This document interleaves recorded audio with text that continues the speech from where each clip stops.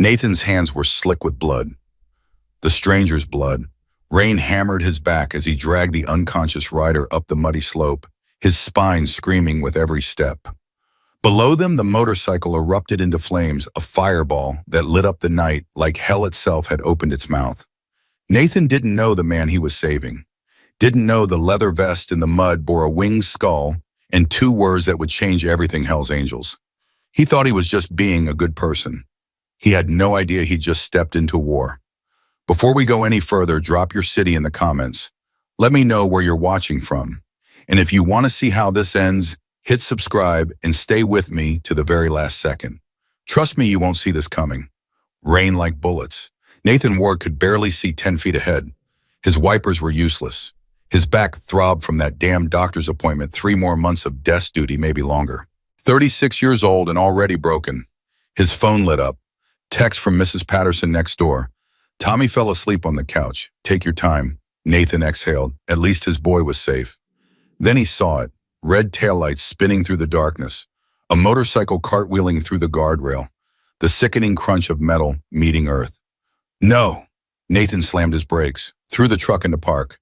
Didn't think, just ran. The guardrail was torn open like paper. Nathan pointed his flashlight down the ravine.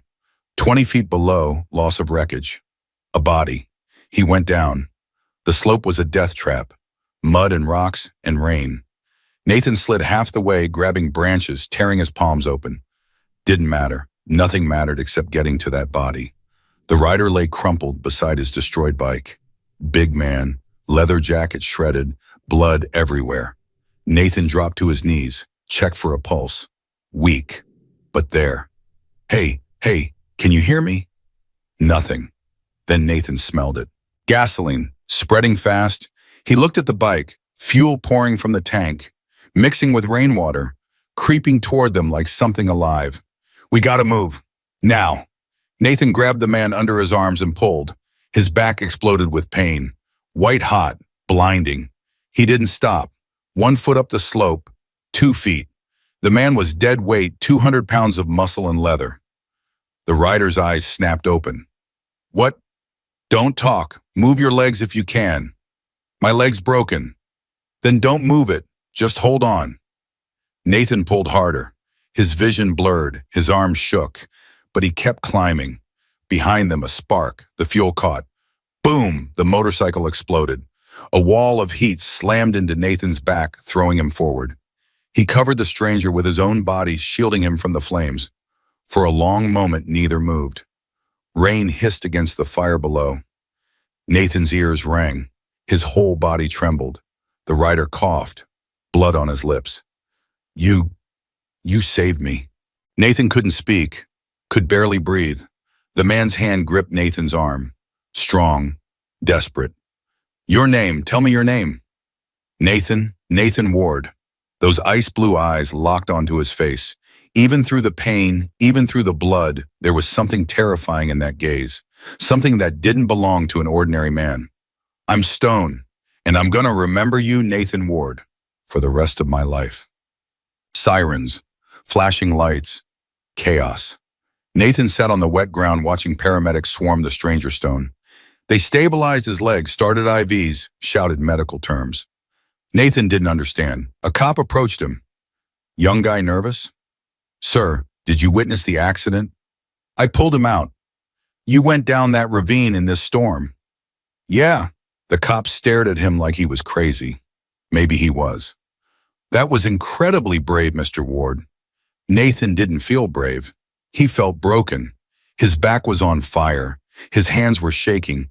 He just wanted to go home and hold his son. One of the paramedics jogged over holding something. Sir, this was near the wreck. Does it belong to the victim? A leather vest, torn and muddy. Nathan took it without thinking. Then he saw the patch. A winged skull with flames, and beneath it 2 words that made his blood freeze. Hell's Angels MC. Nathan's hands went numb. He knew that name. Everyone knew that name. The most notorious motorcycle gang in America. Drugs, guns, violence. A brotherhood that answered to no one. And he'd just saved one of their leaders. Mr. Ward, the cop was staring at him. You okay? Nathan handed over the vest. Fine, I'm fine. He wasn't fine. His heart was pounding so hard he could hear it in his ears. From the ambulance, Stone's voice cut through the rain. "Nathan Ward." Nathan turned. Stone was propped up on the stretcher tubes and his arm blood still streaking his face. But his eyes were clear, focused. "Stay by your phone, you hear me? Stay by your phone." The ambulance doors closed. Nathan stood in the rain watching the red lights disappear. What the hell had he just done? Midnight. Nathan carried Tommy in from Mrs. Patterson's house. The boy was limp with sleep, warm against Nathan's chest. "Dad." "Shh, go back to sleep, buddy." "Where were you?" Just helping someone. Everything's okay." He tucked Tommy into bed. The boy curled up immediately, one hand reaching under his pillow for his mother's scarf. 2 years since Caroline died, and Tommy still couldn't sleep without it. Nathan sat on the edge of the bed, watching his son breathe. This was everything. This boy. This life. Whatever happened with Stone, whatever that meeting meant, Nathan wouldn't let it touch Tommy. He'd die first. 3 days of silence. Nathan almost convinced himself it was over. A freak accident. A strange coincidence. Nothing more. Then his phone rang. Unknown number. Nathan hesitated, answered. "Nathan Ward." "Who's this?" "A friend of Stone's. He wants to meet." Nathan's grip tightened. "I don't know any Stone." A low chuckle. "Yeah, you do. You pulled him from a burning wreck 3 nights ago. He wants to say thank you. Personally. I'm not interested. Black Iron Bar. Tomorrow. Noon. Come alone." I said I'm not. "Stone doesn't ask twice, Nathan. And trust me, you don't want to be the guy who says no." Click. Nathan stared at the phone. His hands were shaking again. He didn't sleep that night.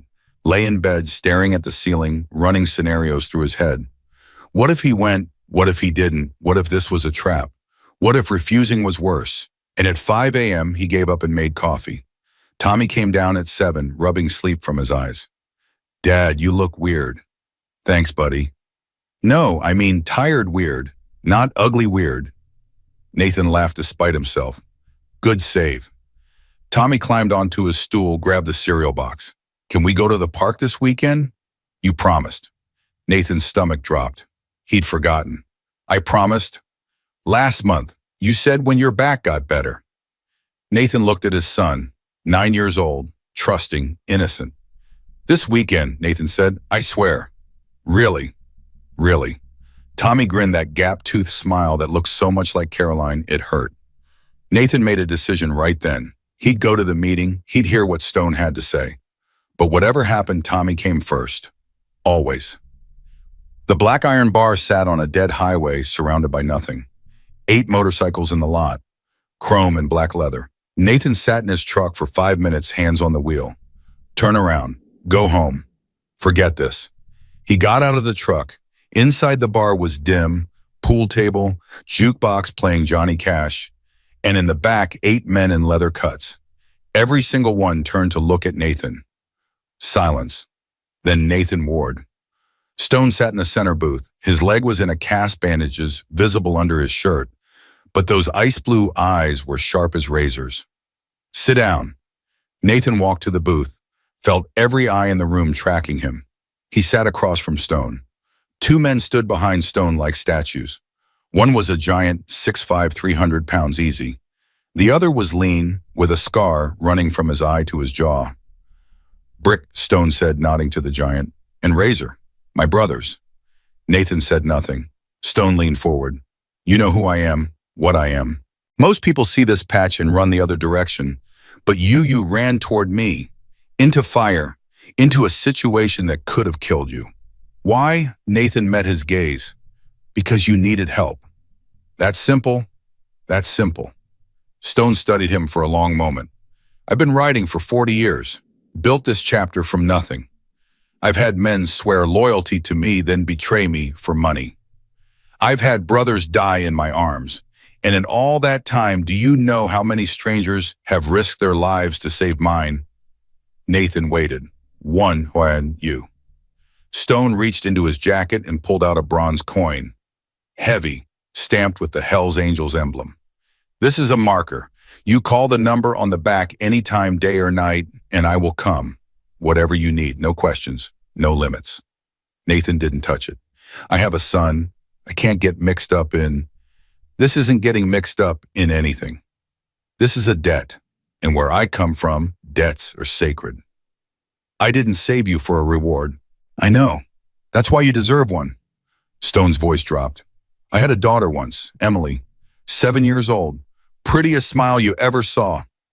Nathan's chest tightened. House fire, arson, rivals sending a message. I wasn't there, couldn't save her. Stone's jaw clenched. I've lived with that for 15 years. 15 years of waking up and remembering I failed her. He pushed the coin across the table. You're a father. You understand. You'd do anything for your boy. Anything. So would I if I still had the chance. Nathan looked at the coin, at Stone, at the killers standing behind him. And he saw something he didn't expect. Pain. Real human pain. Nathan picked up the coin. I hope I never have to use this. Stone nodded slowly. So do I, brother. So do I. 2 weeks passed. Nathan went back to his desk job. Tommy went back to school. Life felt almost normal. Then the letter arrived. Official letterhead. Huxley Property Management. Dear Mr. Ward, you are hereby notified of intent to terminate your lease. Nathan read it 3 times. Eviction. He'd never missed a payment. Not once, not even when Caroline's medical bills nearly bankrupted him. He called the number. Huxley Property Management. This is Nathan Ward. I got an eviction notice. There's been a mistake. Please hold. Elevator music. Then a new voice. Male. Smooth. Arrogant. Mr. Ward, I'm Gerald Huxley. How can I help you? You can explain why I'm being evicted from a house I've paid rent on for 10 years. The property is being redeveloped. All tenants have received notice. My lease isn't up for 8 months. There are early termination provisions. I suggest you review your contract. I raised my son in that house. My wife died in that house. 60 days, Mr. Ward, I suggest you start packing. Click. Nathan stared at the phone. 60 days. His son's home, Caroline's garden, everything they had left of her, gone. Nathan spent the next week digging. Gerald Huxley was nobody, a puppet. The real power was a man named Marcus Finn. Marcus Finn owned half the county, real estate, construction, politicians. The man had connections everywhere, and for some reason he wanted Nathan's street demolished. Nathan tried lawyers, too expensive. He tried journalists. No one called back. He tried government agencies. Nothing. Meanwhile, the harassment got worse. His tires were slashed in the fire station parking lot. Spray paint on his garage. Get out. His disability claim, the only income keeping him afloat, was mysteriously denied. And then Tommy came home from school crying. Dad, kids are saying we're going to be homeless. Nathan pulled his son close. Who told you that? Tyler Morrison. His dad works for some big company. He said we have to leave or bad things will happen. Nathan's blood went cold. What kind of bad things? Tommy wiped his eyes. I don't know, but Dad, I'm scared. Nathan held his son tighter. Don't be scared, buddy. I'm going to fix this. I promise. But even as he said it, he didn't know if it was true. No. Wednesday night, rock bottom. Nathan sat alone in his kitchen, bills spread across the table. No disability payments, no savings. 60 days to eviction. He couldn't fight Finn. The man was too rich, too connected, too powerful. He was going to lose everything. His eyes fell on his jacket by the door. The coin was still in the pocket. Whatever you need, no questions, no limits. Nathan had sworn he'd never use it, sworn he wouldn't get involved with men like Stone. But that was before they threatened his son. He pulled out the coin. His hands trembled. One call. That's all it would take. One call, and he'd be in their world forever. But what choice did he have? He dialed. 1 ring, 2. Who is this? Nathan Ward. I need Stone. Silence. Where? My house. 20 minutes. Click. Nathan sat in the darkness, the coin cold in his palm. He'd just invited the Hells Angels into his life. There was no going back now. 18 minutes later, headlights cut through his window. Not motorcycles, a black SUV. Nathan opened his front door. Stone stood on his porch leaning on a cane. Behind him, Brick and a woman Nathan hadn't seen before. Mid-40s, silver streaks in her dark hair, eyes sharp as broken glass. Nathan, Stone's voice was calm. You called. I need help. I know. That's why I'm here. Stone gestured to the woman. This is Marie. She handles information. Marie nodded once. No smile. All business. Stone looked Nathan dead in the eyes. Tell me everything. And Nathan did. The eviction, the harassment, the denied disability claim, the threats against Tommy, all of it. When he finished, Stone was quiet for a long moment. Then he spoke. Marcus Finn. Nathan blinked. You know him? We've been watching him for 2 years. He's not just a developer, Nathan. He's connected to a drug pipeline running through 3 states. The construction projects are fronts, money laundering. Nathan felt the ground shift beneath him. I'm fighting a drug lord. You're fighting a very dangerous man who's decided your home is in his way. Stone leaned forward. But here's the thing, so have we, and you just gave us something we've needed for a long time. What? A way in? Marie stepped forward. Finn's been careful, too careful. We couldn't get close, but you were already on his radar. He sees you as a problem to be crushed. He's not looking at you as a threat. Nathan's stomach turned. You want to use me. We want to help you, Stone said, and we want to take Finn down. Those 2 things happen to line up. And if I say no, Stone shrugged, then we walk away. You fight Finn alone. You lose your house. Maybe worse. He paused. Or you let us help, and we burn his empire to the ground together. Nathan looked at his son's bedroom door. Tommy was asleep in there, innocent, trusting. If I do this, if I help you, my son stays out of it. Completely. Stone nodded. Your boy is under my protection. From this moment forward, anyone who touches him answers to me personally. And I promise you, Nathan, they won't enjoy the conversation. Nathan took a deep breath. What do I have to do? Stone smiled. It wasn't warm. It was the smile of a predator who just spotted prey. For now, nothing. Keep living your life. Let Finn think he's winning. And when the time comes, he put a heavy hand on Nathan's shoulder. We'll be ready. The SUV disappeared into the night. Nathan stood on his porch, heart pounding. He'd made his choice. He was in their world now. And somewhere in the darkness, a war was beginning. The next morning, Nathan woke up feeling like he'd dreamed the whole thing. Stone on his porch, the SUV in the darkness, the promise of war against a man who could crush him like an insect. But the coin was still on his nightstand, heavy, real. He got Tommy ready for school, made breakfast, pretended everything was normal. The boy didn't notice anything different. Kids were good at missing what adults tried to hide. Dad, can I have extra cookies in my lunch? 1 extra, don't tell Mrs. Patterson. Tommy grinned. Deal. Nathan drove him to school, watching the rearview mirror the whole way, looking for black cars, looking for threats, looking for anything out of place. Nothing. Maybe Stone's people were already watching. Maybe they weren't. Nathan had no way of knowing, and that uncertainty crawled under his skin like something alive. He dropped Tommy at the front gate, watched him run inside, and sat in his truck for a full minute before driving away. His phone buzzed. Unknown number. Hello. It's Marie. We need to meet. Dockside Diner, 1 hour. I have work. Call in sick. Click. Nathan stared at the phone. Then he called a supervisor and lied about a stomach bug. The Dockside Diner was a greasy spoon near the old fishing pier. Nathan arrived 20 minutes early, ordered coffee he didn't want, and waited. Marie walked in at exactly the scheduled time. She slid into the booth across from him without a word, flagged down. The waitress ordered black coffee. You look nervous, she said. I am nervous. Good. Nervous keeps you alive. She pulled a folder from her bag and slid it across the table.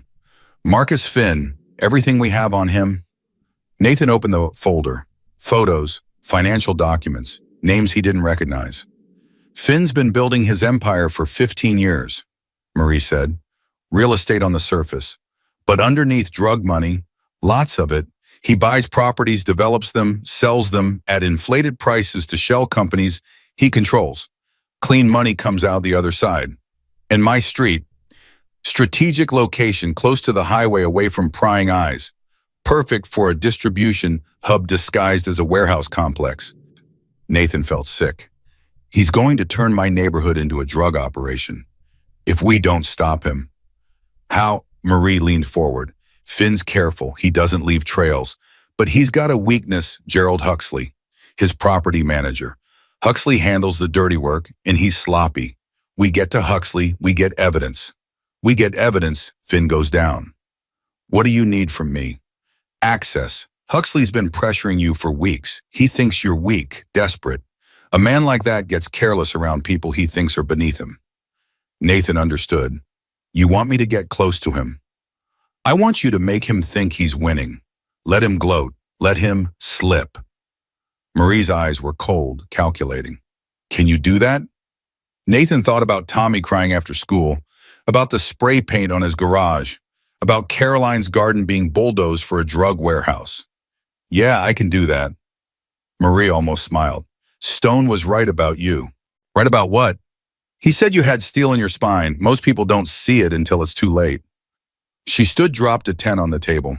We'll be in touch, and Nathan, don't do anything stupid. Finn has eyes everywhere. One wrong move, and this whole thing falls apart.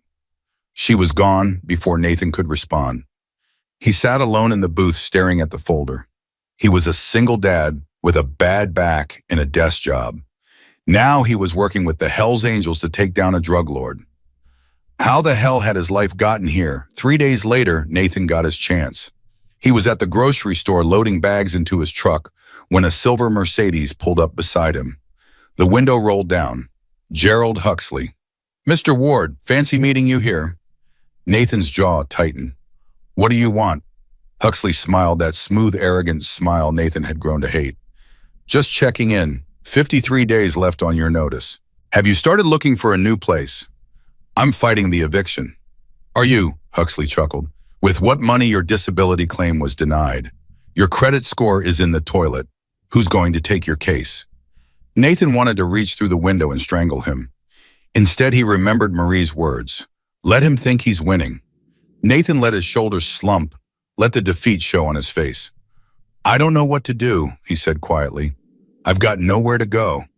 Huxley's smile widened. He was enjoying this.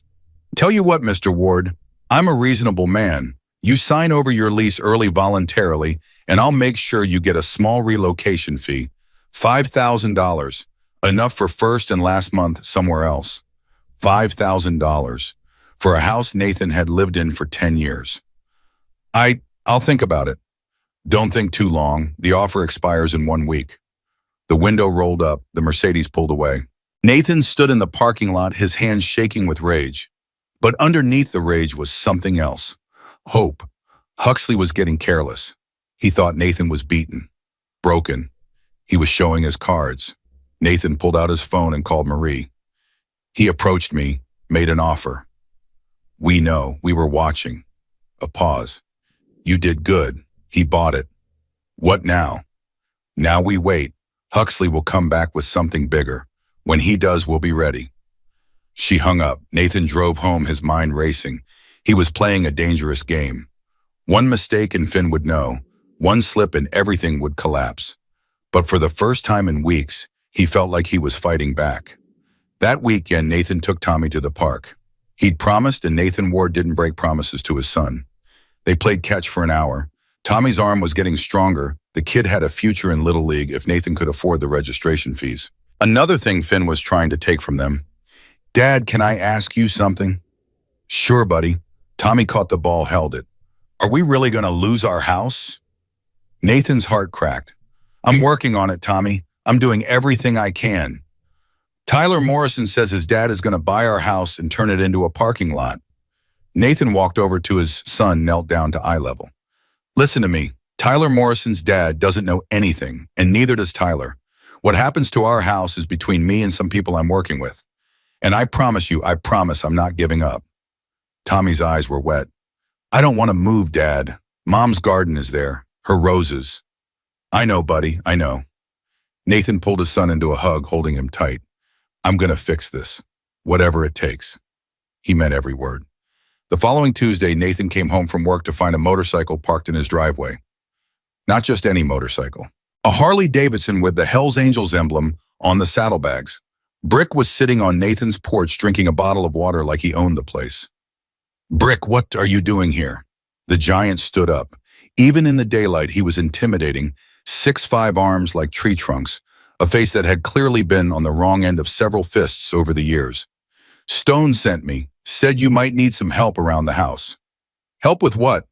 Brick shrugged. Whatever needs doing. I'm good with my hands. Nathan stared at him. You're here to watch me. I'm here to make sure nothing happens to you or your boy. Brick's expression didn't change. Stone's orders. You're under protection now. That means someone's always close. Nathan wanted to argue. He wanted to say he didn't need a babysitter. But then he thought about Tommy, about the threats, about what Finn was capable of. Fine, but you're not sitting on my porch all day. The neighbors will talk. Brick almost smiled. Got a garage? Yeah. I'll stay there, work on your car or something. Give me a reason to be here.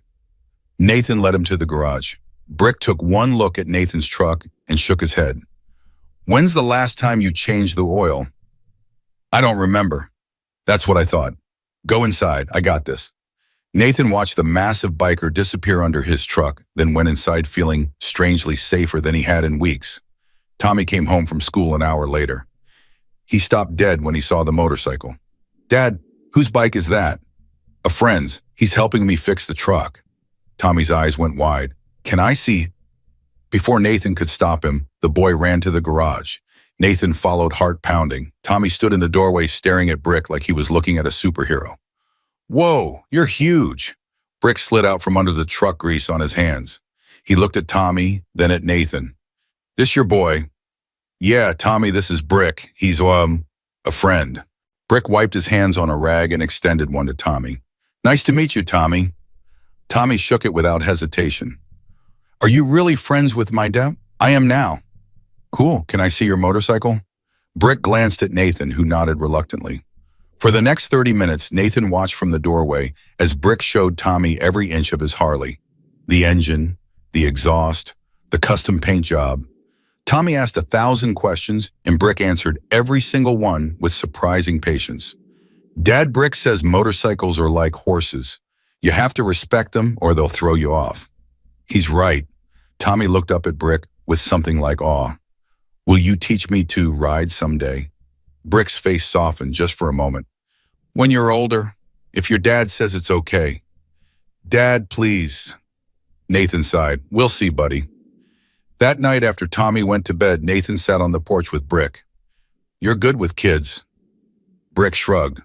Got 3 daughters. 7, 9, and 12. Nathan blinked. You have kids?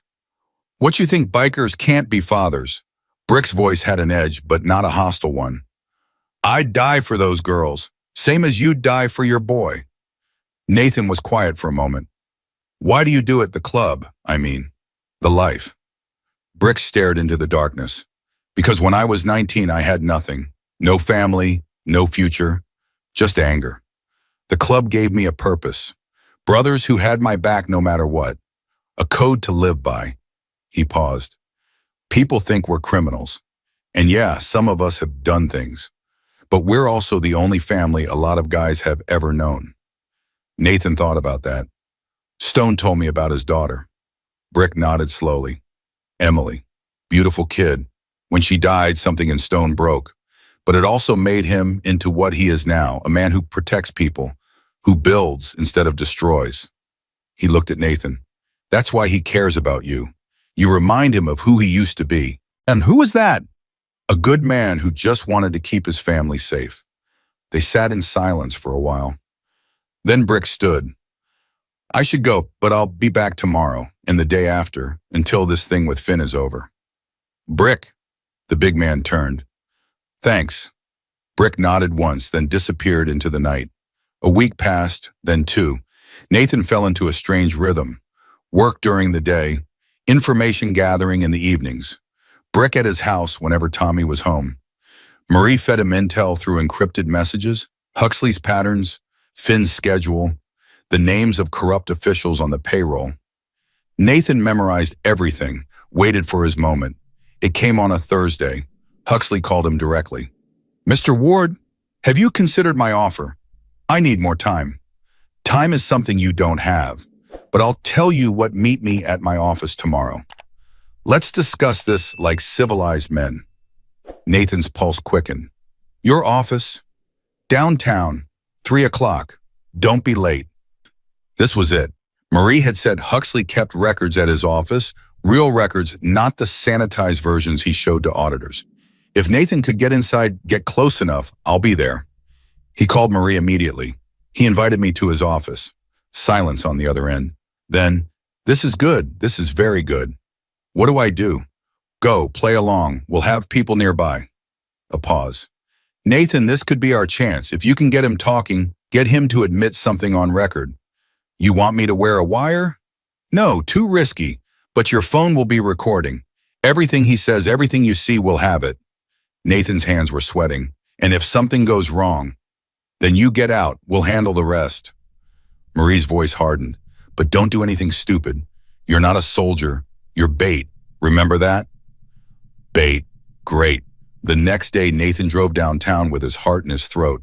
Huxley's office was on the 14th floor of a glass tower, one of those buildings that screamed money and power.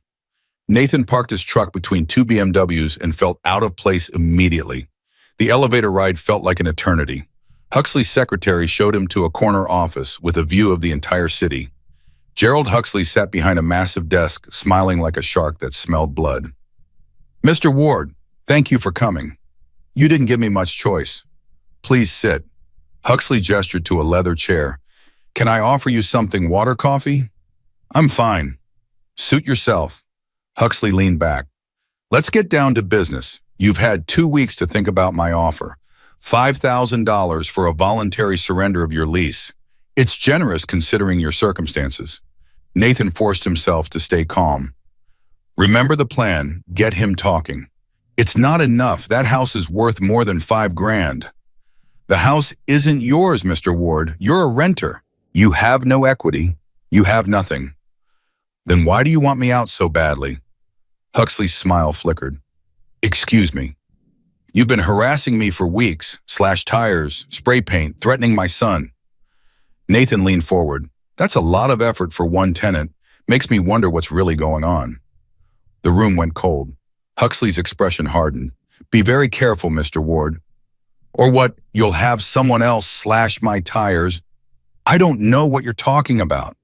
Sure you don't. Nathan held his ground. Here's what I think. I think Marcus Finn wants that street for something that has nothing to do with condos. And I think you're the one doing his dirty work. Huxley stood abruptly. This meeting is over. Is it because I've got a lawyer now? And he's very interested in some of the documents I've been collecting. A lie, but Huxley didn't know that. The man's face went pale. What documents?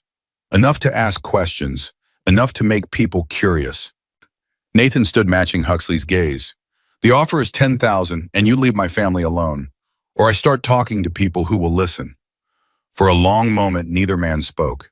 Then Huxley smiled. But it wasn't the confident smile from before. This one was dangerous. You have no idea who you're dealing with, Mr. Ward. Maybe not, but neither do you. Nathan walked out. His legs were shaking, his hands were trembling.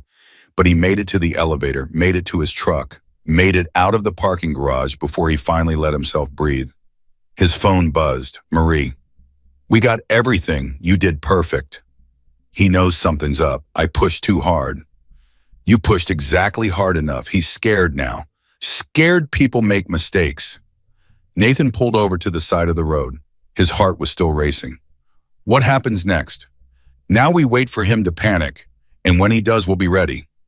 Nathan sat in his truck for 20 minutes trying to stop shaking. He just poked a hornet's nest, and he had no idea what was coming next. That night, Nathan was putting Tommy to bed when the boy asked the question he'd been dreading. Dad, who are those men? Nathan paused, tucking the blanket around his son. What men, ye? The ones in the leather jackets, the ones Brick is friends with. Nathan sat on the edge of the bed, choosing his words carefully.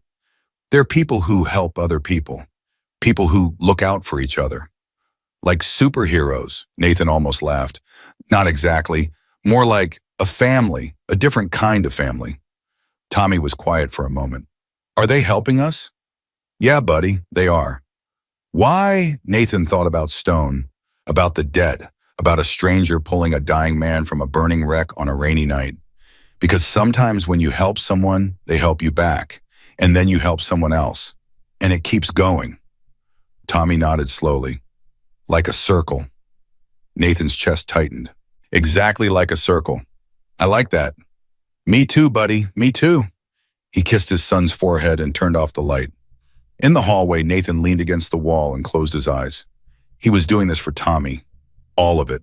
Every risk, every lie, every terrifying moment. Whatever happened next, he wouldn't forget why. 2 days later, everything changed. Nathan was at work when his phone rang. Mrs. Patterson's number. Hello? Her voice was frantic. Nathan, you need to come home. Right now. What happened? Is Tommy okay? Tommy's fine. He's with me. But your house, Nathan, someone broke in. Nathan broke every speed limit getting home. When he pulled up, his front door was hanging off its hinges. Inside was chaos, furniture overturned, drawers emptied, papers scattered everywhere. But worse than that, Caroline's roses. Someone had dug up every single one, ripped them from the earth, and left them dying on the lawn. Nathan stood in his destroyed living room, rage building in his chest like a fire. This wasn't a burglary. Nothing valuable was taken.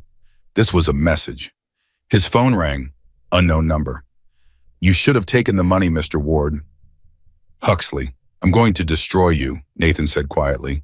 No, you're going to pack your things and disappear, because next time it won't be your roses. A pause. It'll be your son. Click. Nathan's vision went red. He called Stone. They came after my family. Stone's voice was ice. Tell me everything.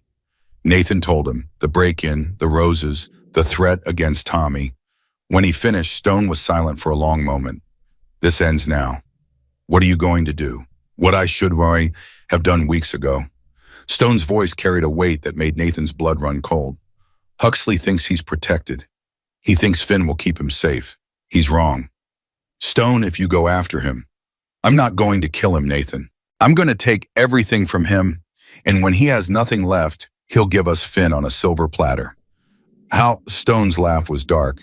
You let me worry about that. Just take your son somewhere safe. My people will watch the house. For how long? Until this is over. A pause. And Nathan, who asked, you did at Huxley's office. That took guts, real guts. You're not just bait anymore. You're one of us. The line went dead. Nathan stood in his destroyed living room, surrounded by chaos. One of us. He didn't know if that was a blessing or a curse, but he knew one thing for certain. Gerald Huxley had made a fatal mistake, and he was about to learn exactly what it meant to threaten the wrong family. Nathan didn't sleep that night.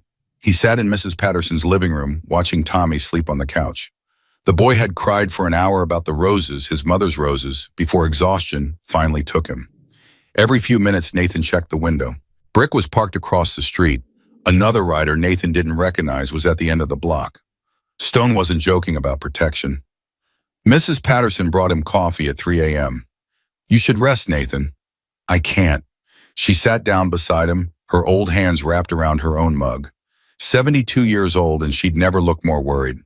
What have you gotten yourself into, Nathan stared at his sleeping son. Something I can't get out of. Those men outside, they're not regular people, are they? No, they're not. Mrs. Patterson was quiet for a moment. Are they dangerous? Yes. But they're helping you. Nathan finally looked at her, and they're the only ones who can. She nodded slowly, processing this. Your father was the same way, you know. Stubborn, proud, refused to ask for help until it was almost too late. What happened to him? He asked. She patted Nathan's hand, and help came, just like it came for you. Nathan didn't know what to say. He'd never known his father. The man had died when Nathan was 2, but somehow hearing that made him feel less alone. Get some sleep, Mrs. Patterson said. I'll watch Tommy. I can't. You can, and you will, because tomorrow you're going to need your strength. She was right. Nathan knew she was right. He closed his eyes just for a moment. When he opened them, sunlight was streaming through the windows, and his phone was ringing. Marie, we found something. Meet me at the warehouse in 1 hour. What warehouse? Brick knows. He'll bring you. Click. Nathan looked around. Tommy was still asleep. Mrs. Patterson was in the kitchen, making breakfast like nothing was wrong. He kissed his son's forehead and walked outside. Brick was already waiting. Let's go.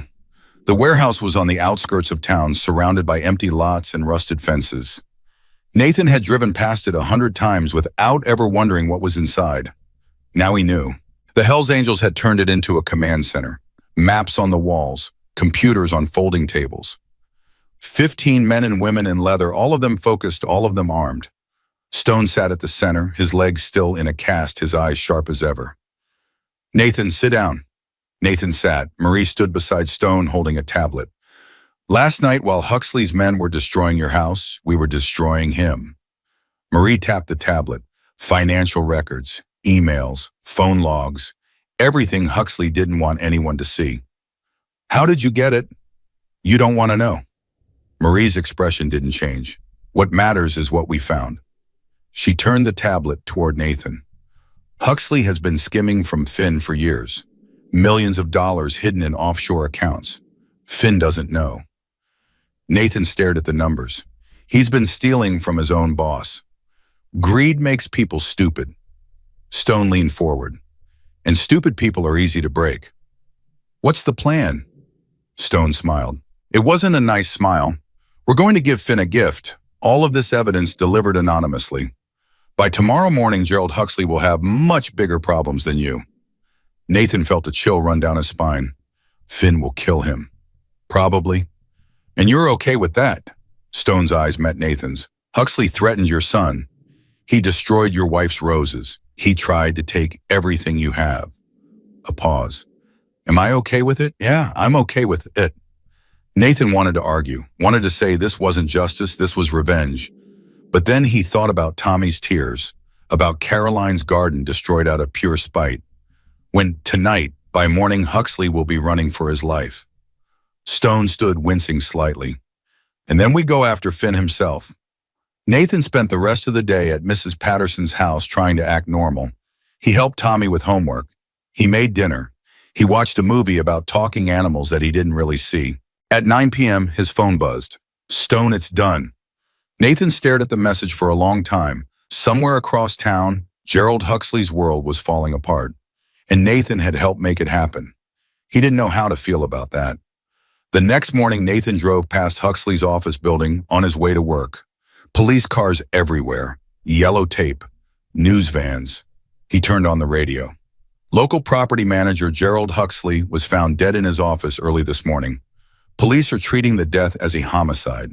Sources indicate Huxley may have been involved in financial irregularities connected to prominent developer Marcus Finn. Nathan turned off the radio. His hands were shaking. Huxley was dead. Actually dead. He pulled over and called Stone. I heard the news. We didn't do it. Stone's voice was flat. Finn got to him before we could leak the evidence. What? Someone tipped Finn off. He moved faster than we expected. Nathan's mind raced. So Finn knows someone was investigating him. He knows something, not everything. Stone paused. Nathan, this changes things. Finn is going to be looking for whoever was behind this. He's going to be paranoid, dangerous. What do I do, Mom? Nothing. Stay home. Stay quiet. Let us handle it. And if he comes after me, he won't. He doesn't know you're involved. Another pause. But just in case Brick stays with you, don't go anywhere without him. Nathan hung up and sat in his truck trying to breathe. A man was dead. A man he'd helped expose. He hadn't pulled the trigger. Hadn't even wanted Huxley dead. But he'd set the wheels in motion. And now there was blood on those wheels. Was this who he was now? The next 2 weeks were hell. Nathan went through the motions work Tommy's sleep, but he felt like he was watching his life from outside his own body. Every shadow made him jump. Every unknown number made his heart stop. Finn was quiet. Too quiet. The eviction proceedings stopped. No more threatening letters, no more harassment. It should have been a relief. Instead, it terrified Nathan. He's planning something, Marie said during one of their encrypted calls. Finn doesn't give up. He waits, watches, then strikes when you least expect it. So what do? You keep living your life. You don't give him a target. Easy for her to say. Tommy noticed the change in his father. Dad, are you scared of something? They were at the kitchen table doing homework together. Nathan looked up from the math problems. What makes you say that? You keep looking out the window, and Brick is always outside. Is someone trying to hurt us? Nathan's heart broke a little. He'd tried so hard to protect Tommy from all of this. But kids weren't stupid. Kids saw everything. There are some people who don't like me right now, Nathan said carefully. But Brick and his friends are making sure we stay safe. Because you helped Stone, Nathan nodded. Tommy was quiet for a moment. Then, I'm glad you helped him. Yeah, Mom always said you're supposed to help people even when it's hard. Tommy looked at his father with eyes that were too old for 9 years. It's hard now, isn't it? Nathan pulled his son into a hug. Yeah, buddy, it's hard. But we're going to be okay. Nathan held him tighter. We're going to be okay. He wished he believed it. Everything changed on a Tuesday. Nathan was at work pushing papers, watching the clock. 3 more hours until he could pick up Tommy. His phone rang, the school's number. Mr. Ward, this is Principal Davidson. We have a situation. Nathan's blood went cold. What happened? Is Tommy okay? Tommy left school early today. A man came to pick him up. He said he was your brother. But our records show you don't have a brother, Mr. Ward. The world stopped. What did the man look like? Tall, well-dressed. He had documentation, a signed release form with your signature. Nathan couldn't breathe. Mr. Ward, are you there? Call the police, now. My son has been kidnapped. He was in his truck before the principal could respond, calling Brick, calling Stone, calling Marie, calling everyone. Brick answered first. They took him. They took Tommy. Where are you, Leaving work. I'm going to the school. No, come to the warehouse, now. My son, Nathan. Brick's voice was sharp. We will find him, but you need to be smart. Come to the warehouse. Every instinct screamed at Nathan to go to the school, to the police, to do something. But he knew Brick was right. He drove to the warehouse at 90 miles an hour. Stone was waiting. Tell me what you know. Nathan repeated everything, the call, the fake brother, the forged documents. His voice cracked halfway through. They planned this. Marie was already on her computer. They had fake paperwork ready. This wasn't spontaneous. Finn. Nathan's hands clenched into fists. It has to be Finn. Maybe, or someone working for him. Stone's expression was granite. Marie, pull everything. Traffic cameras, cell signals, anything that can tell us where they went. Already on it. Nathan paced the warehouse floor, his mind spiraling. Tommy, his boy, alone, scared. I should have been there. I should have. Stop. Stone grabbed Nathan's arm. Guilt doesn't find your son. Focus does. How are you so calm? Stone's eyes flickered with something dark. Because I've been where you are, and I know that panic gets people killed. Nathan forced himself to breathe. What do? We wait. Marie will find something, and when she does, Stone's jaw tightened. We bring Tommy home. 37 minutes, the longest 37 minutes of Nathan's life. Then Marie looked up from her computer. Got them. Everyone gathered around. A black sedan picked up a child matching Tommy's description from the school at 2:47 p.m. I tracked it through traffic cameras, heading east toward the old industrial district. What's out there? Warehouses, storage facilities, most of them abandoned. Marie pulled up a map, but one of them isn't. Finn bought it through a shell company 18 months ago. On paper, it's empty, but there's been regular power usage for the past year. Stone studied the map. That's our target. We don't know for sure, Alma. It's Finn's property. My boy was taken by Finn's people. That's where they went. Nathan's voice left no room for argument. Stone nodded slowly. Then that's where we go. Within an hour, the warehouse was transformed into a war room. Brick had called in every available member of the chapter. 23 riders plus Marie's tech support. Maps of the target building were spread across tables. Weapons were distributed quietly, efficiently. Nathan watched it all with a strange sense of detachment. These men were going to war. For him, for Tommy, a stranger he'd pulled from a wreck. Stone approached him holding something. A leather jacket. No patches, but heavy with meaning. Put this on. I'm not a member.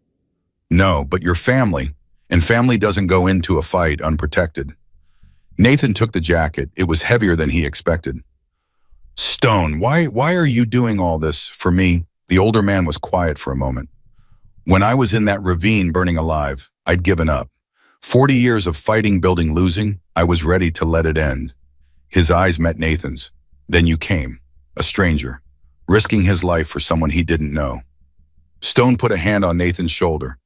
You reminded me that there's still good in this world. People worth fighting for. People worth dying for. A pause. Your boy is one of those people. And so are you. Nathan's throat tightened. Thank you. Don't thank me yet. We haven't won. An hour before midnight, 23 motorcycles rolled out of the warehouse. Nathan rode behind Brick, his heart pounding against his ribs. The night was cold, the roads empty. The only sound was the thunder of engines. They stopped half a mile from the target, an abandoned-looking building surrounded by chain-link fence. But Nathan could see lights inside. Movement. Stone gathered everyone together. We go in fast and hard. Brick takes the front door. Razor, you're on the back. Everyone else secure the perimeter. No one leaves. He looked at Nathan. You stay with me. We find Tommy together. Nathan nodded, not trusting his voice.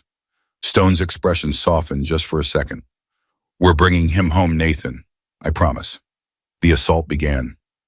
Brick hit the front door like a battering ram, literally tearing it off its hinges. Shouts erupted inside, the crack of gunfire. Nathan followed Stone through a side entrance, his heart in his throat. The building was a maze of corridors and storage rooms. They moved fast, clearing each space, searching for any sign of Tommy. Stone's cane was gone. He moved on pure adrenaline, his leg apparently forgotten. Clear, clear. Contact left. More gunfire. Nathan ducked behind a pillar as bullets sparked off metal. Stone returned fire with a precision that seemed impossible for a man who'd nearly died 3 weeks ago. The shooter went down. They kept moving. Then Nathan heard it. A voice, small, terrified. Dad, Dad, Tommy. Nathan ran. He burst through a door at the end of the corridor and found himself in a large open space, some kind of loading dock. And there in the center, Tommy, tied to a chair, a man standing behind him with a gun to his head. Not Finn, someone else. A hired killer with dead eyes and a steady hand.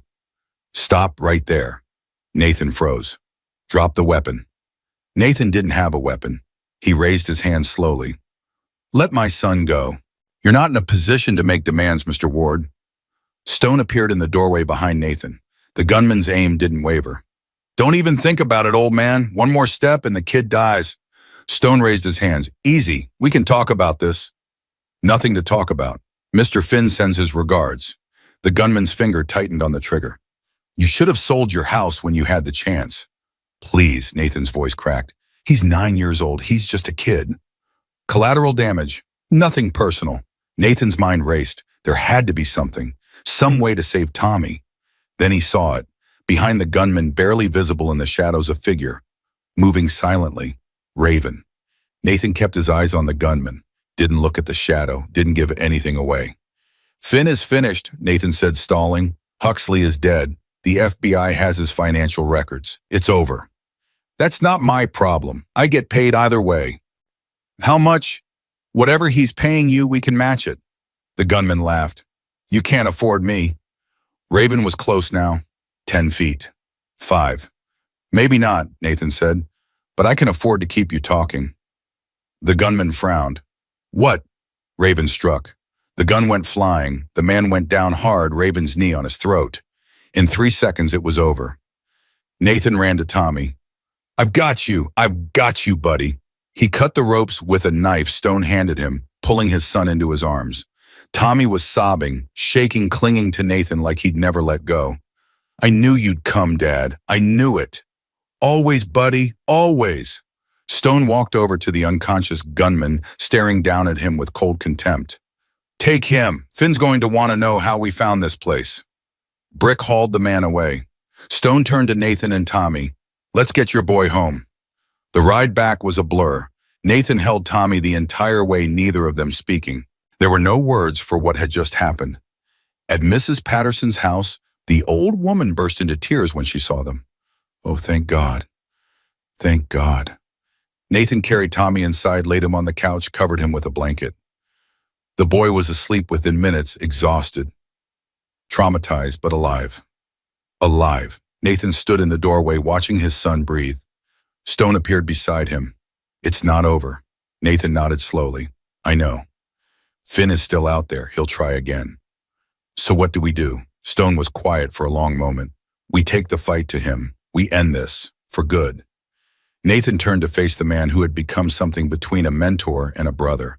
I'm in. It could get ugly. It already got ugly the moment they touched my son. Stone studied Nathan's face, the exhaustion, the rage, the determination. You've changed Nathan Ward. I had good teachers. Something like pride flickered in Stone's eyes. Get some sleep. Tomorrow we plan. And by the end of the week, he didn't finish the sentence. He didn't have to. By the end of the week, Marcus Finn would face the consequences of his choices, and Nathan would be there to watch him fall. But as Stone left and Nathan turned back to his sleeping son, he felt something he hadn't expected. Not fear, not anger. Peace. Tommy was safe. His family, this strange, dangerous, unlikely family, had protected them. Whatever came next, Nathan wouldn't face it alone. The circle held, and it would not break. Nathan didn't sleep that night either. He sat beside Tommy's bed, watching his son breathe, counting each rise and fall of his small chest. Every time the boy stirred, Nathan's heart stopped. Every time he settled, Nathan exhaled. At 4 a.m., Tommy's eyes opened. Dad, I'm here, buddy. I had a bad dream. I know, but it's over now. You're safe. Tommy reached out, grabbed Nathan's hand. Don't leave. Never. I'm never leaving you again. The boy's eyes closed. His breathing steadied. Nathan stayed exactly where he was. Morning came gray and cold. Mrs. Patterson made breakfast, eggs, and toast that Nathan couldn't taste. Tommy ate a little, which was something. At 9 a.m., Stone called. The man we captured talked. Nathan stepped into the hallway away from Tommy's ears. What did he say? Finn hired him through a middleman. He never met Finn directly, nobody does. But he gave us something useful. A name. Houghton Victor Salazar. He's Finn's head of security, the guy who actually runs operations. If we get to Salazar, we get to Finn. How do we get to him? Marie's working on it. But Nathan, there is something else. Nathan's stomach tightened. What? Finn knows we're coming. Our guy said orders came down this morning. Finn's pulling his people, consolidating somewhere safe. He's scared. Scared people are dangerous. Exactly. Stone paused. We need to move fast, before he disappears. Nathan looked back at Tommy, who was helping Mrs. Patterson wash dishes. What do you need from me? Nothing yet. Stay with your boy. When we have a location, I'll call. Stone. Yeah. Thank you for everything. Don't thank me yet, Nathan. We haven't won. The line went dead. Nathan spent the day at Mrs. Patterson's trying to be present for Tommy, while his mind was 1,000 miles away. They played board games, watched cartoons, did all the normal things that felt impossibly abnormal. Around noon, Tommy asked to go outside. Just in the backyard. Please, Dad. Nathan hesitated. Brick was still parked out front. 2 other riders at the end of the street. Okay, but stay where I can see you. Tommy ran outside, kicking a soccer ball around the small patch of grass. Nathan watched from the window, his hand never far from his phone. Mrs. Patterson appeared beside him. He's resilient. Kids are. He shouldn't have to be. No, but he is. And that's because of you. Nathan shook his head. I almost got him killed. You saved him. You and your friends. She put a hand on his arm. Nathan, I've known you for 10 years. I've watched you lose your wife, raise your son alone, struggle with injuries and money and everything life threw at you. And I've never once seen you give up. I've wanted to, plenty of times. Wanting to and doing it are different things. She squeezed his arm. Whatever happens next, remember that. You're stronger than you think. Nathan didn't feel strong. He felt exhausted, terrified, and completely out of his depth. But he nodded anyway. The call came at 6 p.m. We found him. Nathan stepped onto the porch, lowering his voice. Salazar, better, Finn himself. Marie's voice was tight with excitement. He's holed up at his estate outside the city. Private property, 10 acres, security everywhere. But we have a way in. How? Salazar has a weakness. His daughter is getting married next month. Finn is hosting the wedding at the estate. The catering company he hired, we own it. You own a catering company. We own a lot of things, Nathan. The point is, we can get people inside. Staff uniforms, delivery trucks, everything we need. Wendy Hayes. Tomorrow, Finn is having a private dinner with his inner circle. 12 people, including Salazar. It's our best shot. Nathan's heart hammered. What's the plan? You don't need to know the details. Your job is to stay here with Tommy. We'll handle the rest. Like hell, I'm staying here. Silence on the other end. Nathan. That man took my son, threatened to kill him. I'm not sitting on the sidelines while you finish this. This isn't a game. Finn's estate has armed guards, surveillance, the whole package. If something goes wrong, then something goes wrong, but I'm going to be there when he falls. Another pause. Then Marie sighed. I'll tell Stone, but it's his call. Tell him I'm not asking permission. 20 minutes later, Stone himself called. Marie says you want in. I need in. This isn't about need, Nathan. This is about what's smart. You're not trained for this. You're not. Stone, that man put a gun to my son's head. He destroyed my wife's garden. He tried to take everything I have. Nathan's voice was steady, but his hands were shaking. I have to see this through. You understand that, don't you? Stone was quiet for a long moment. Yeah, I understand. So I'm in. You're in, but you follow orders. You stay close to me. And if I tell you to run, you run. Agreed, agreed. Then be at the warehouse at noon tomorrow. We'll brief you on the plan. Nathan hung up and walked back inside. Tommy was watching TV, curled up under a blanket. He looked so small, so innocent. Nathan sat down beside him. Hey, buddy. Hey, Dad. I need to go somewhere tomorrow, just for the day. Tommy's face fell. You promised you wouldn't leave. I know, but this is important. This is finishing what we started. The bad people. Nathan nodded. Tommy was quiet for a moment. Then will you come back? Yes. Promise. Nathan pulled his son close. I promise I will always come back to you. Tommy hugged him tight. Okay, Dad. Okay. The next morning, Nathan drove to the warehouse with a knot in his stomach. Inside, the atmosphere was different, focused, intense. These weren't bikers preparing for a ride, they were soldiers preparing for battle. Stone stood at the center, a map of Finn's estate spread across the table. Listen up. This is a one-shot deal. We get in, we get what we need, and we get out. No heroics, no unnecessary risks. He pointed to the map.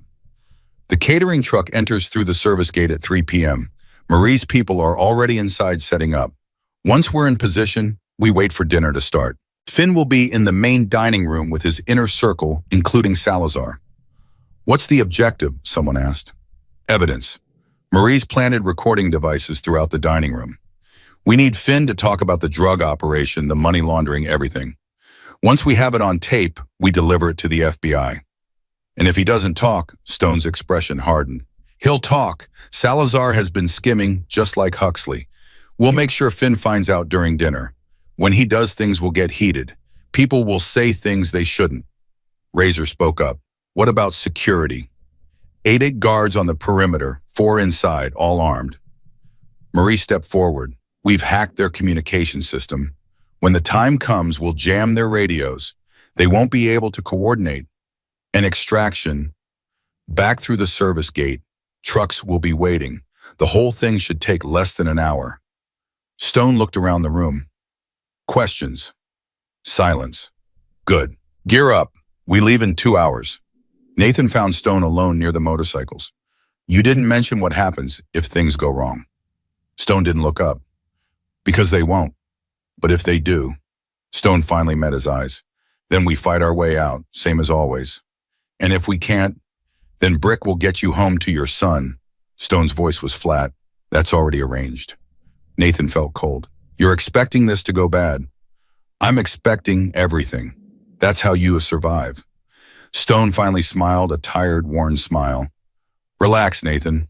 I've done this before. How many times? Enough to know what I'm doing. Nathan wanted to believe him. He really did. The drive to Finn's estate took 45 minutes. Nathan rode in the back of the catering truck, squeezed between boxes of wine glasses and trays of hors d'oeuvres. 4 other men rode with him, Brick, Razor, and 2 others whose names he didn't know. Nobody spoke. The truck slowed, stopped. Voices outside security checking credentials. Nathan held his breath. Then the truck lurched forward. They were through. Go time, Brick muttered. The service entrance was chaos, caterers running everywhere, kitchen staff shouting orders, waiters loading trays. Nathan and the others slipped out of the truck and blended into the madness. Marie was waiting inside, dressed as a chef. Everything's in position. Recording devices are active. You have 20 minutes until dinner starts. Stone nodded. Get to your positions. Nathan, you're with me. They moved through the back corridors of the estate, a maze of service hallways and storage rooms. Stone moved fast despite his leg navigating like he'd memorized every turn. They stopped outside a door. This is the observation room, Stone whispered. We can see the dining room from here without being seen. He pushed the door open. Inside was a small room with a two-way mirror looking into an elegant dining space. The table was set for 12 crystal and china, gleaming under chandeliers. Nathan's heart pounded. Now we wait. The guests arrived one by one. Nathan watched through the mirror as well-dressed men and women took their seats. Some he recognized from Marie's files, lawyers, politicians, business executives. All of them in Finn's pocket. Then Salazar entered. Nathan recognized him immediately, the cold eyes the military bearing. This was the man who'd orchestrated Tommy's kidnapping. The man who'd put a hit out on a 9-year-old boy. Nathan's fists clenched. Easy, Stone murmured. Focus. Finally, Marcus Finn himself walked in. He was smaller than Nathan expected. Average height, average build, expensive suit. Nothing about him screamed drug lord. He looked like any other wealthy businessman, which Nathan supposed was the point. Finn took his seat at the head of the table. Dinner began. For 20 minutes it was just conversation, small talk, laughter, wine. Then Marie's voice crackled through their earpieces. Package delivered. Stone smiled grimly. Here we go. One of the waiters at Hell's Angels Prospect approached Salazar with a folded note on a silver tray. Salazar read it. His face went pale. What is this? Finn looked over. Problem Victor. Someone, Salazar's voice shook. Someone knows. Knows what? Salazar didn't answer. He was staring at the note like it was a death sentence. Finn held out his hand. Give it to me. Salazar hesitated, then handed over the note. Whoa. Nathan watched Finn's expression change as he read. The pleasant mask crumbled. Something cold and reptilian emerged beneath. Victor, I can explain. You've been stealing from me. Mr. Finn, please. Finn threw his wine glass against the wall. Everyone at the table flinched. 18 months, 18 months, you've been skimming off my operations? Did you think I wouldn't find out? It wasn't I never. Shut up. Oh, Finn stood, his face twisted with rage. I trusted you. I brought you into my inner circle, and this is how you repay me. The money was for my daughter's wedding. Your daughter, Finn laughed an ugly, vicious sound. Your daughter is going to grow up without a father, because you're a dead man, Victor, as of right now. Salazar bolted from his chair and ran for the door. He didn't make it. Two of Finn's bodyguards intercepted him, throwing him to the ground. Hold him, Finn snarled. Nathan's stomach turned. This wasn't what they planned. This was spiraling out of control. Stone was already moving. Marie, we need to move up the extraction. Can't. The trucks aren't in position yet. Gunfire. Everyone froze. Finn stood over Salazar's body, a smoking pistol in his hand. Let that be a lesson, Finn said calmly, tucking the gun away. No one steals from me. No one. The dinner guests sat in horrified silence. And Nathan realized something terrible. They had just witnessed a murder, and Finn's security was going to make sure no witnesses left alive. We need to go. Now. Stone grabbed Nathan's arm. This way. They burst out of the observation room and ran. Alarms blared. Shouts echoed through the corridors. Finn's guards were mobilizing fast. Brick status. Exits blocked. They've locked down the service gate. Find another way. Working on it. Nathan's lungs burned as he followed Stone through the maze of hallways. Every turn brought more chaos, guards rushing past staff, screaming the sound of more gunfire somewhere in the distance. They rounded a corner and came face to face with two guards. Stone didn't hesitate. He moved faster than Nathan thought possible, disarming the first guard and putting him down in 2 strikes. The second raised his weapon. Nathan tackled him. They hit the ground hard, the guns skittering away. The guard was bigger, stronger, but Nathan fought with the desperation of a man who'd promised his son he would come home. He landed a punch, then another. The guard went limp. Stone hauled Nathan to his feet. Not bad. Where's the exit? This way. They kept moving. Stone, I've got a path. Marie's voice in their ears. West wing through the library. There's a window that opens onto the grounds. Trucks will meet you there in 4 minutes. Copy. All units West wing, move. The library was 2 corridors away. Stone and Nathan ran their footsteps echoing off marble floors. They burst through the library doors and found Marcus Finn waiting for them. He wasn't alone. 4 guards flanked him, weapons raised. Finn smiled. The Hell's Angels, I should have known. He looked at Nathan. And you must be the firefighter who's been causing me so much trouble. Nathan's blood ran cold. Your son was supposed to send a message, Finn continued. A warning to anyone else who might think about getting in my way. But you didn't listen. You just kept pushing. You're finished it, Finn. The FBI has everything. Your accounts, your connections, all of it. Finn laughed. The FBI? You think they scare me? I own half the agents in this state. You don't own them all. No, but I own enough. Finn raised his pistol. Goodbye, Mr. Ward. Nathan closed his eyes, a gunshot. But Nathan didn't feel anything. He opened his eyes. Finn was staggering backward, blood spreading across his chest. His gun clattered to the floor.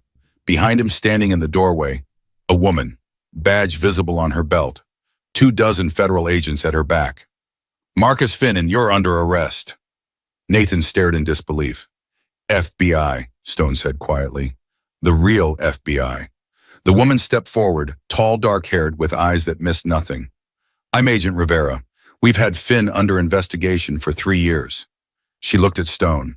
Your evidence pushed us over the finish line. We owe you one. Stone shrugged. Just doing our civic duty? Right. Rivera's expression said she didn't believe a word of it. We'll need statements from everyone. But for now, get out of here. We'll handle the rest. Nathan watched as agents swarmed the estate, taking down guards securing exits. Finn lay on the ground, bleeding, cursing, but alive. He would face trial, face justice. It was over. The ride home was silent. Nathan sat in the back of the truck, staring at nothing. The adrenaline had faded, leaving only exhaustion and a strange, hollow feeling. Stone sat across from him. You okay? I don't know. That's fair. Nathan looked at the older man. You knew the FBI was coming. Marie tipped them off 2 days ago. Insurance policy. Stone's expression was unreadable. I told you, expect everything. You could have told me. Would it have changed anything? Nathan thought about it. No, and then it doesn't matter. They rode in silence for a while longer. What happens now? Nathan finally asked. Now Finn goes to prison. His network collapses. The people he hurt get some measure of justice. And us, Stone smiled, a real smile, tired but genuine. We go home. We take care of our families. We live our lives. That's it. That's everything, Nathan. That's the whole point. The truck pulled up to Mrs. Patterson's house. Nathan climbed out, his legs unsteady. Tommy was standing on the porch waiting. Dad. The boy ran to him, leaping into his arms. Nathan caught him, held him close, breathing in the scent of his son's hair. You came back, Tommy whispered. I promised. I knew you would. Mrs. Patterson stood in the doorway, tears streaming down her face. Stone appeared beside Nathan. Told you we'd get him home. Nathan couldn't speak. His throat was too tight. Stone put a hand on his shoulder. Welcome to the family, Nathan Ward. Then he climbed onto his motorcycle and rode away into the night. Nathan stood on the porch holding his son, watching until the sound of engines faded to nothing. It was over. And somehow, impossibly, they had won. The next 3 weeks were a blur of interviews, statements, and paperwork. The FBI needed everything, every detail of Nathan's involvement, every contact with the Hell's Angels, every piece of evidence he'd gathered. He told them the truth, omitting only the things that didn't need to be said. Agent Rivera was fair, tough, but fair. You took a hell of a risk, she said during their final interview. I didn't have a choice. Everyone has a choice, Mr. Ward. You just made the right one. Finn's trial made national news. The evidence was overwhelming: recordings, documents, testimony from his own people. He was convicted on 47 counts, including drug trafficking, money laundering, and the murder of Victor Salazar. Life without parole. Nathan watched the verdict on TV holding Tommy's hand. Is the bad man going away forever? Tommy asked. Yes, buddy. Forever. Good. The house was theirs again. With Finn's network dismantled, the eviction proceedings vanished overnight. Nathan's disability claim was reinstated plus back payments. The insurance company suddenly found money to cover Caroline's roses. Nathan replanted them himself one by one. Tommy helped. Mom would be happy, the boy said, patting dirt around a yellow rose bush. Yeah, she would. Stone came by a week later. Nathan was in the garage working on his truck when he heard the familiar rumble of motorcycles. He walked outside to find Stone and Brick parked in his driveway. Nice day, Stone said. It is. Stone climbed off his bike, moving easier now, his leg nearly healed. Wanted to check on you, see how you're doing. I'm okay, better than okay, actually. Good. Stone reached into his saddlebag and pulled out something wrapped in leather. Got something for you. Nathan took it, unwrapped it. A jacket, black leather, on the back in small letters, friend of the family. It's not a patch, Stone said. You're not a member. But this says you're under our protection. Forever. Anywhere you go, any Hells Angels chapter in the country will know what it means. Nathan ran his fingers over the letters. I don't know what to say. Say you'll wear it. Nathan put on the jacket. It fit perfectly. How does it feel, Brick asked. Like it belongs. Stone smiled. That's because it does. Tommy came running out of the house. Stone, Brick, the boy hugged both of them, something Nathan would have never imagined a month ago. I got an A on my math test. That's great, kid.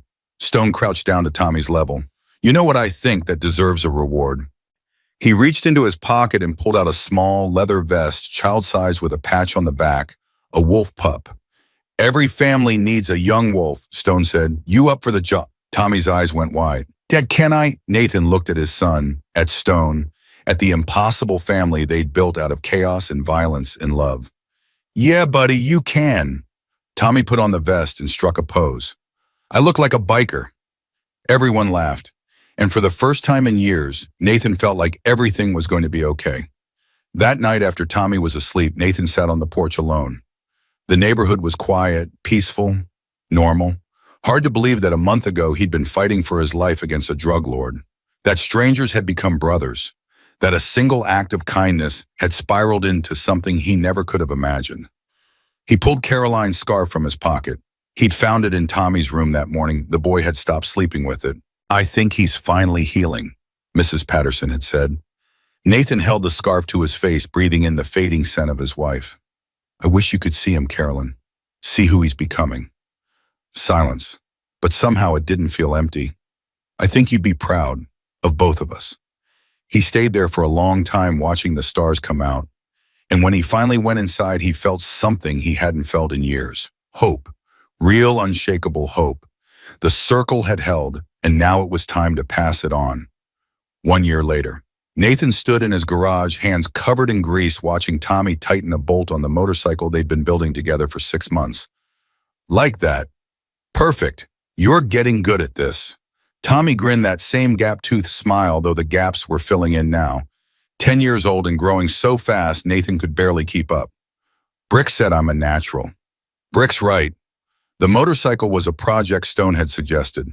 An old Harley Sportster, rusted and forgotten, that Nathan had bought for $300 from a junkyard.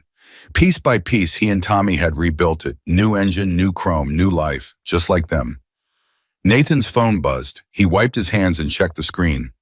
Stone chapter meeting tonight, 7 p.m., important. Nathan typed back, I'll be there. Who was that? Tommy asked. Stone, I have to go somewhere tonight. Can I come by? Not this time, buddy, but Mrs. Patterson will be here, and I'll be back before bedtime. Tommy nodded, already focused back on the motorcycle. The boy had changed so much in the past year. More confident, more resilient. The nightmares about his kidnapping had faded. The fear had transformed into something else, a quiet strength that reminded Nathan of Caroline. Dad? Yeah. When the bike is done, will you teach me to ride? Nathan smiled. When you're older. But yeah, I'll teach you. Promise, promise. The warehouse had changed too. Where once there had been maps and weapons in the chaos of war, now there were tables and chairs, a small kitchen, even a pool table in the corner. The Hells Angels still used it as their headquarters, but the atmosphere was different, lighter, like a weight had been lifted. Nathan walked in to find the chapter already gathered. Stone at the head of the table, Brick to his right, Marie Razor and a dozen others Nathan had come to know as friends. "Nathan," Stone nodded. "Sit down." Nathan took his usual seat, not at the table with the full members, but close. Always close. "I called this meeting for 2 reasons," Stone began. "First, the annual memorial ride is next month. I want everyone present. No exceptions." Nods around the table. Second, Stone paused and something shifted in his expression. Something Nathan couldn't quite read. "I'm stepping down." Silence. Complete stunned silence. "What?" Brick was the first to speak. "I've been leading this chapter for 22 years. Through wars, through losses, through everything." Stone's voice was steady, but there was an exhaustion beneath it that Nathan had never noticed before. "My leg never fully healed.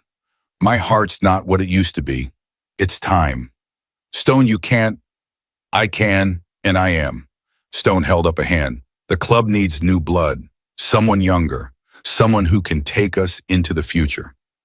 "Who?" Razor demanded. Stone's eyes swept the room, landing on Brick. "You, if you want it." Brick looked like he'd been hit by a truck. "Me. You've been my right hand for 15 years. You know, the operations, the brothers, the code. There's no one I trust more." Stone stood slowly, painfully. "But this isn't my decision alone. It's a vote, like everything else." The vote was unanimous. Brick, now president of the Hells Angels Pacific Northwest chapter, stood at the head of the table looking like he might throw up. "I don't know what to say." "Well, say you'll do the job," Stone replied. "That's all that matters." "I'll do the job." Stone smiled, a real smile full of pride and relief. Then it settled. After the meeting, Nathan found Stone outside sitting on a bench near the motorcycles. "Mind if I join you?" "Free country." Nathan sat down. For a while, neither spoke. "You didn't tell me you were stepping down." "Didn't tell anyone. Wanted it to be clean." Stone stared at the night sky. 22 years, Nathan. That's a long time to carry this weight. "What will you do now?" "Rest, maybe travel, see parts of this country I've been too busy to visit." Stone chuckled. "Maybe finally learn to fish." "You don't know how to fish." "Never had time." He turned to Nathan. "What about you?" "What's next?" Nathan thought about it. "I'm going back to active duty. My back's healed. The fire chief approved my transfer last week." "That's good. That's real good." Stone was quiet for a moment. "You know, when you pulled me from that wreck, I thought you were just some random do-gooder. A guy who'd shake my hand and disappear. And now I know I was wrong." Stone met Nathan's eyes. "You're one of the best men I've ever known. Not because of what you did for me, because of who you are, how you love your son, how you stood up when everything was against you." Nathan's throat tightened. "I couldn't have done any of it without you." "Yes, you could have. Maybe not the same way, but you would have found a path." Stone put a hand on Nathan's shoulder. "The circle doesn't create strength, Nathan. It reveals it. And you had it all along." Nathan didn't know what to say. Stone stood, wincing slightly. "Go home to your boy, and Nathan. Yeah, don't be a stranger." Nathan watched Stone walk to his motorcycle, mount up, and ride away. The sound of the engine faded into the night, and Nathan felt something shift inside him. An ending, but also a beginning. 3 months later, Nathan returned to active duty as a firefighter. His first day back was hell, literally. A warehouse fire on the edge of town. 3 alarms flames shooting 50 feet into the air. Nathan was on the first truck and leading a team into the building to search for survivors. The heat was overwhelming. The smoke was blinding. Every breath burned. But Nathan moved like he'd never been away. Instinct and training merged into something automatic, something pure.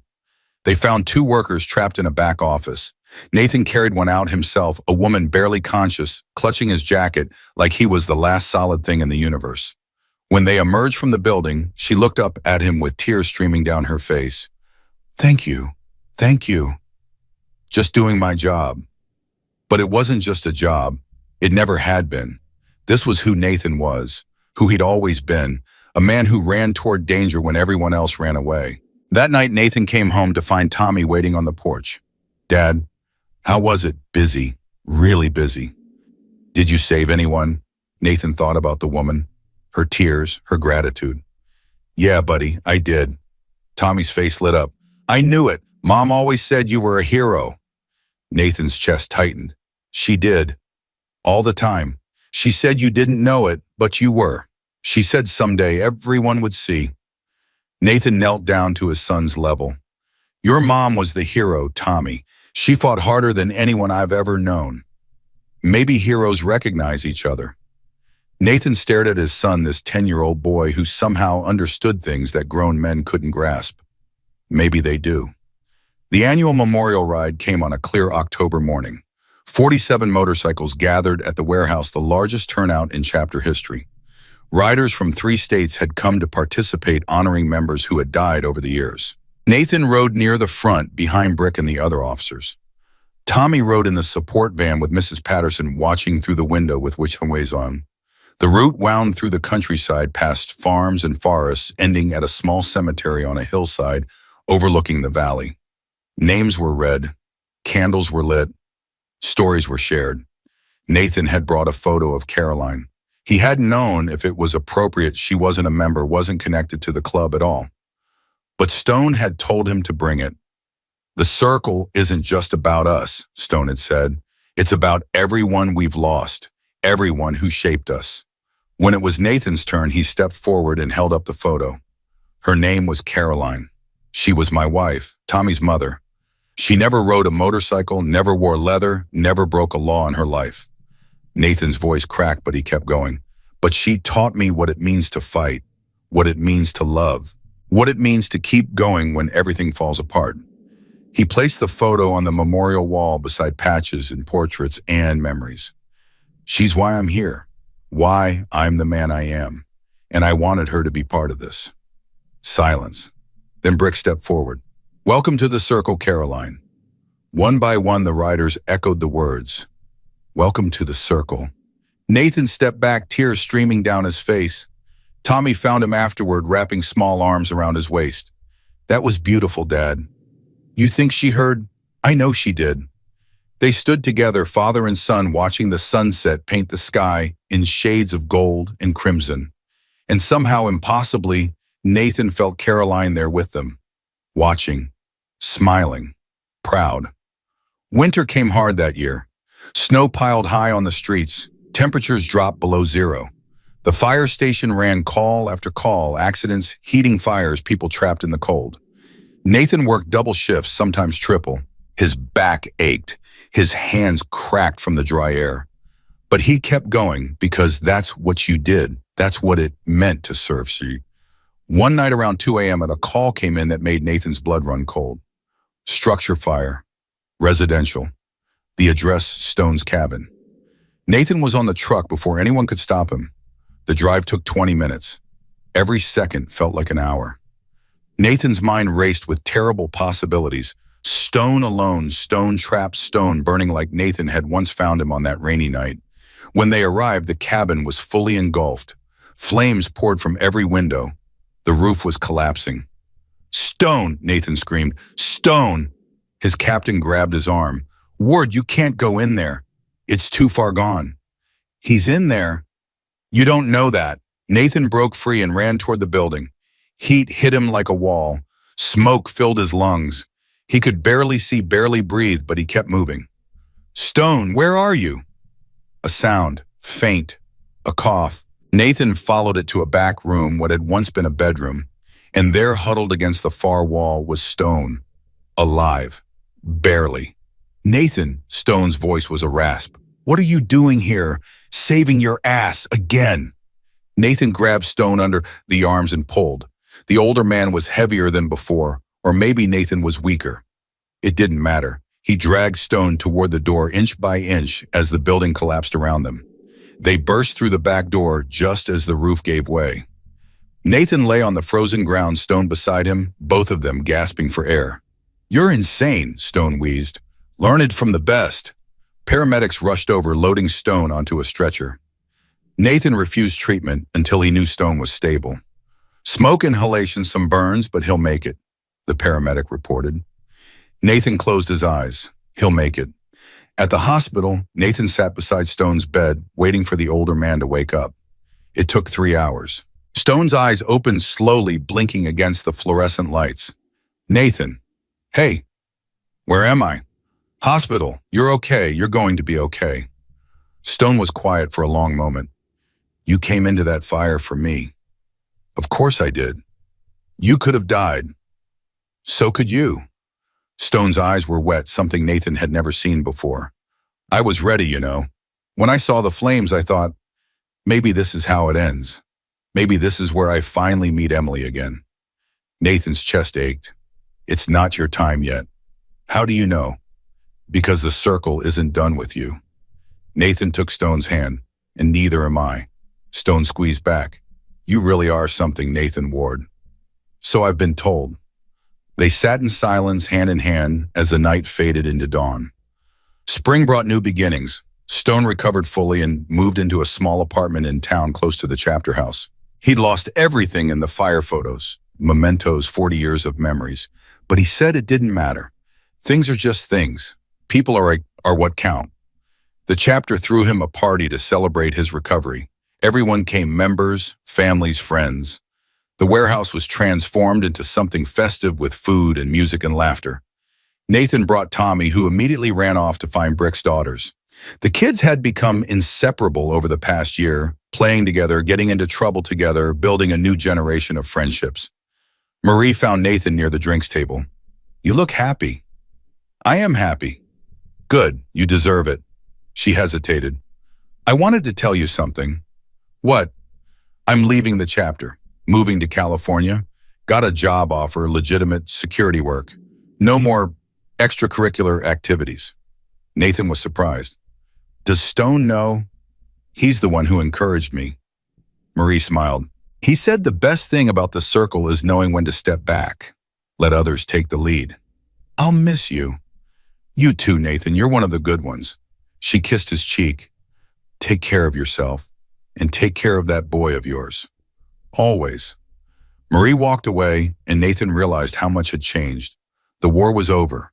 The wounds were healing. Life was moving forward. And for the first time in years, that didn't feel like a loss. Summer arrived with a surprise.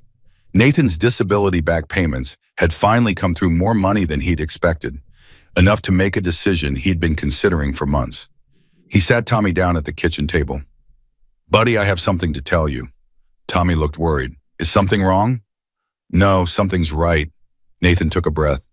I'm going to buy Mrs. Patterson's house. What? Why? Because she wants to move to Florida to be near her sister. And because it means we can stay in this neighborhood, near the garden, near your school, near everything we know. Tommy's eyes went wide. We're buying a house. We're buying a house, like our own house that nobody can take away. Nathan knotted his throat tight. Our own house, forever. Tommy launched himself across the table, hugging Nathan so hard it hurt. This is the best day ever. It's pretty good.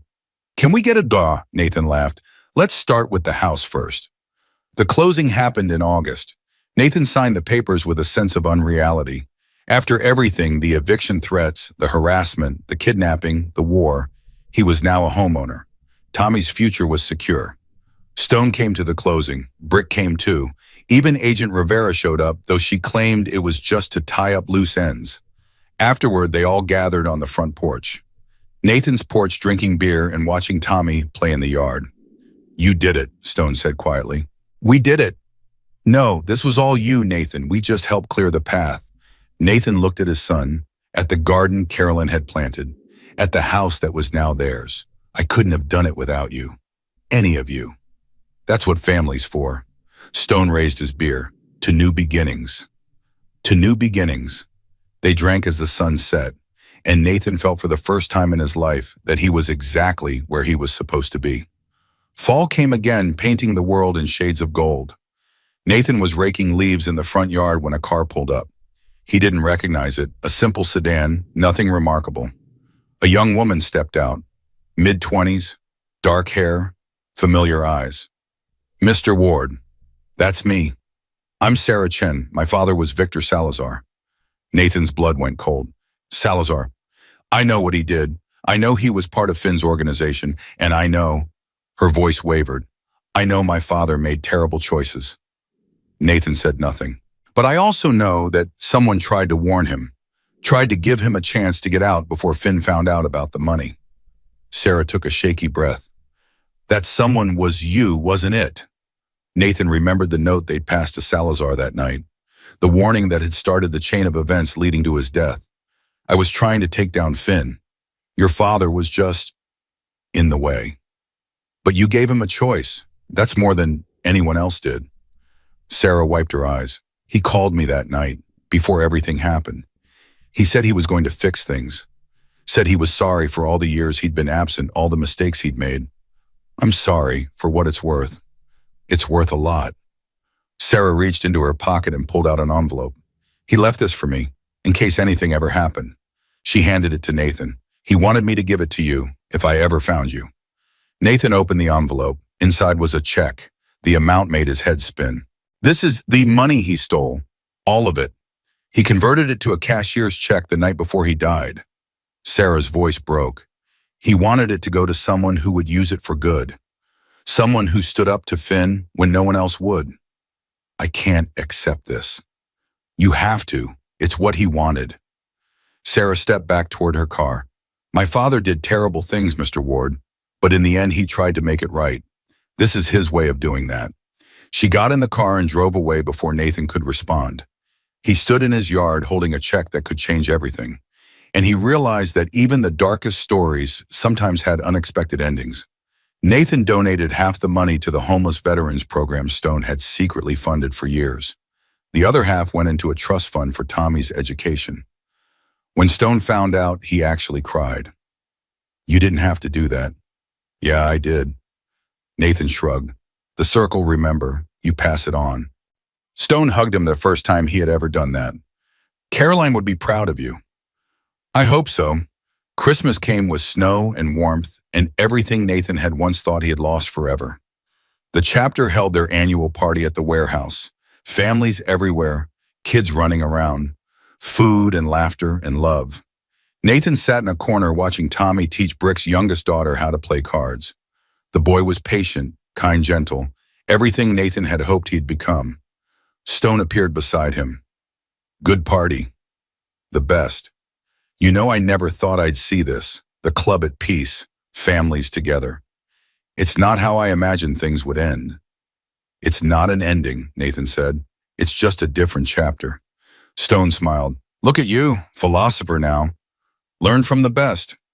They sat in comfortable silence watching the celebration unfold. Then Stone spoke again. I never told you what really happened that night, the night you found me. Nathan turned. What do you mean, the accident? It wasn't just me being careless. Stone's eyes were distant. I went to that curve on purpose. I was going to ride off the cliff. Nathan's heart stopped. What? The anniversary of Emily's death. 20 years. I couldn't take it anymore. The guilt, the loneliness, the weight of everything I'd done and failed to do. Stone's voice was barely a whisper. I was going to end it. Nathan couldn't speak. But then something went wrong, or maybe something went right. The bike slipped too early. I crashed instead of flying off the edge. Stone finally met Nathan's eyes. And then you came. Stone, you saved more than my life that night, Nathan. You saved my soul. Stone's hand gripped Nathan's arm. I wanted to die, and you reminded me why I should live. Nathan felt tears on his cheeks. I didn't know. Nobody did. Nobody ever could. Stone took a deep breath. But I wanted you to understand why I've done everything I've done for you. Why you matter so much to me. You matter to me too. You're the closest thing to a father I've ever had. Stone's composure finally broke. Tears rolled down his weathered face. Thank you, Nathan, for everything. Thank you for choosing to stay. They embraced two broken men who had somehow managed to heal each other, and in that moment, Nathan understood the truth of the circle. It wasn't about debts or favors or protection. It was about love, the purest, most unexpected form of love, the kind that saves you when you can't save yourself.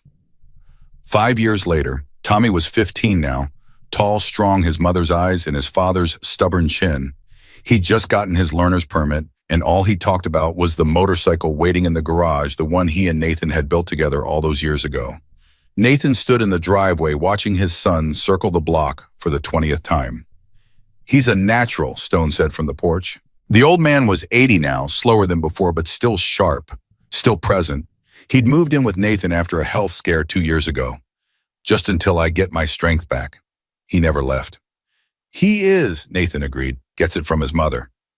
Gets it from both of you." Tommy pulled back into the driveway, beaming. "Did you see that perfect stop?" "I saw. Nice work, buddy. Can I try the motorcycle now?" "Not until you're 16. We talked about this." Tommy groaned but didn't argue. He'd learned that some battles weren't worth fighting. "Fine. But the day I turn 16, I'm riding." "Deal." That night, the three of them sat on the porch, Nathan, Tommy, and Stone. The stars were out, the air was warm, and somewhere in the distance, motorcycles rumbled. "The chapter's doing another charity ride next month," Stone said. "Brick wants you both there." "We'll be there," Nathan said. "Both of us," Tommy added. Stone smiled. "The circle grows." Always. The silence felt comfortable and complete. Then Tommy spoke. "Dad, can I ask you something?" "Sure." "Do you ever regret it, stopping that night, everything that came after?" Nathan looked at his son, at Stone, at the house they shared, the life they'd built, the family they'd become. Not for 1 second. Even the hard parts. Especially the hard parts, because without them, we wouldn't have this. Tommy nodded slowly. "I want to be like you someday. Someone who stops. Someone who helps." Nathan's throat tightened. "You already are, buddy." Tommy leaned against his father, just like he used to when he was small.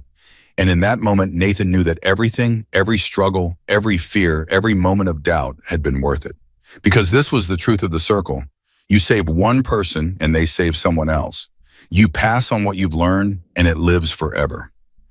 You build something bigger than yourself and it carries forward through generations. Nathan had thought he was saving a stranger on a rainy night. Instead, he'd found a brotherhood. He'd found a father in Stone Brothers and Brick, and the others a purpose that went beyond survival. And most importantly, he'd become the man his son needed him to be. The man Caroline always knew he could be. Some debts can never be repaid, but they can be honored. They can be passed forward generation after generation, an endless chain of kindness and courage and love. That is the true meaning of the circle, and the circle never breaks. Nathan Ward learned that lesson on a rainy night when he pulled a stranger from a burning wreck. He's been living it ever since, and he always will. Some people spend their whole lives looking for family. Others find it in the most unexpected places. Nathan found his in a brotherhood of bikers, in the eyes of his son, in the memory of a wife who never stopped believing in him. He found it in the simple act of stopping when others would have driven by. If this story touched your heart, remember you have the power to start your own circle. One act of kindness, one moment of courage, one choice to help when it would be easier to look away. That's all it takes, and that's everything. The circle waits for you. All you have to do is step in.